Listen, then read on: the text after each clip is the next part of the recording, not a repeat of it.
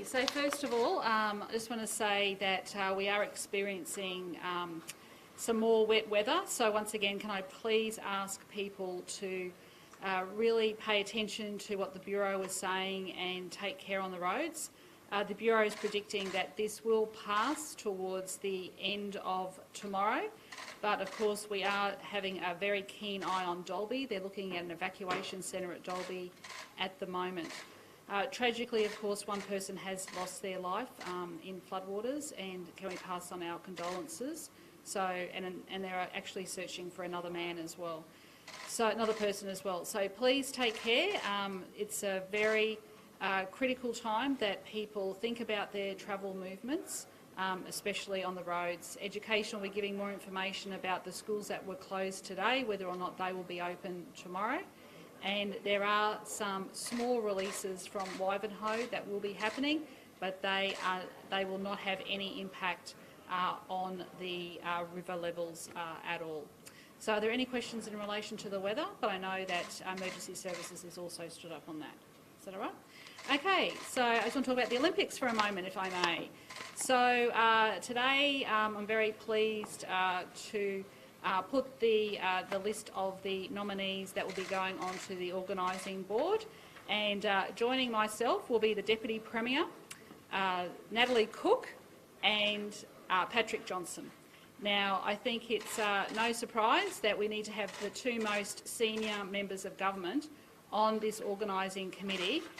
It is very important, and I made a number of commitments to the people of Queensland when I signed the contract, and I need to make sure that everybody does exactly that as well. Of course, we'll be joined by the Lord Mayor of Brisbane on that committee as well, and the Lord Mayor and I went over to Tokyo making sure that Queensland was the winner. Now, the Deputy Premier has responsibility, of course, for infrastructure, so it's very important that the Deputy Premier is also on this board. I'm absolutely delighted that Natalie Cook joins the board. Now, both Natalie and Patrick Johnson also applied through the process that was conducted with the International Search Recruitment Company, and I know that there is no other passionate Queenslander other than myself and the Deputy Premier than Natalie, but she's the chair of the Queensland Olympic Council, an Olympian and an inspiration. Having grown up in Townsville, she brings that regional expertise as well, but she will absolutely be a driver for the Olympics into the future. Now, Patrick Johnson can't join us today, but you can speak to him separately. Patrick has spent time living on the Gold Coast. He's recently moved his family back to Brisbane, but he grew up on a fishing boat up in far north Queensland. My understanding was, from memory, was born in Cairns.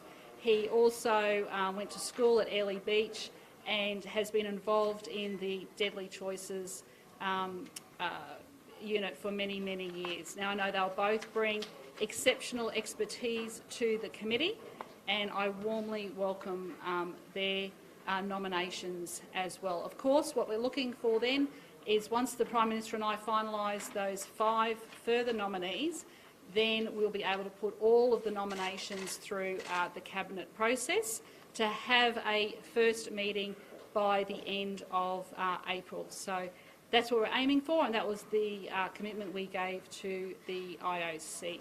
So I might hand over to the Deputy Premier to say a few words, then Natalie, and then we'll answer some quick questions. Thanks so much, Premier. The next 10 years to 2032 will be full of enormous opportunities for our state. The Olympic and Paralympic Games hosting rights come with them jobs, legacy infrastructure, as well as global recognition. And it's a measure of just how important the Palaszczuk government sees the Olympics that both the Premier and Deputy Premier will serve on the committee. I'm, of course, honoured to have been asked to be a part of it, and it will be fantastic to be there with Nat and Patrick, 2 other very proud Queenslanders. We're determined to make sure that Queensland gets every ounce of opportunity out of hosting the 2032 Olympic and Paralympic Games.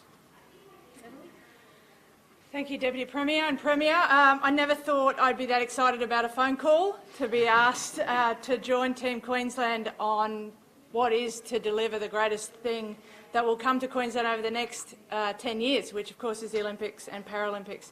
To win a gold medal on Bondi Beach and a home Olympics has been the highlight of my life, and to think that we get a chance here, right here in Queensland, to provide that opportunity for the next generation of athletes that we're searching for through Youth for 2032, which the Premier announced, a statewide talent search for those athletes that might be on the podium in 2032.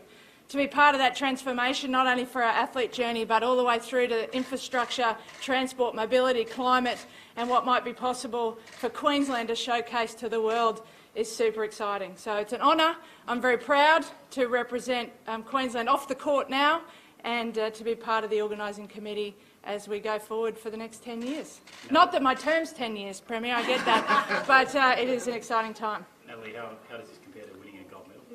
Well, I never thought I would find anything as exciting as winning a gold medal, but I think for us to be standing there at the opening ceremony, celebrating an Olympics in Brisbane, and seeing our athletes do well, I think the feeling will be as good as winning my own gold medal. What do you hope to bring to the panel?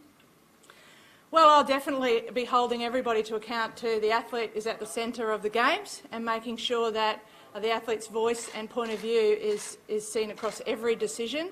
The athlete village is something the Deputy Premier and I went to see a few months ago now. Making sure the village is the best for the athletes.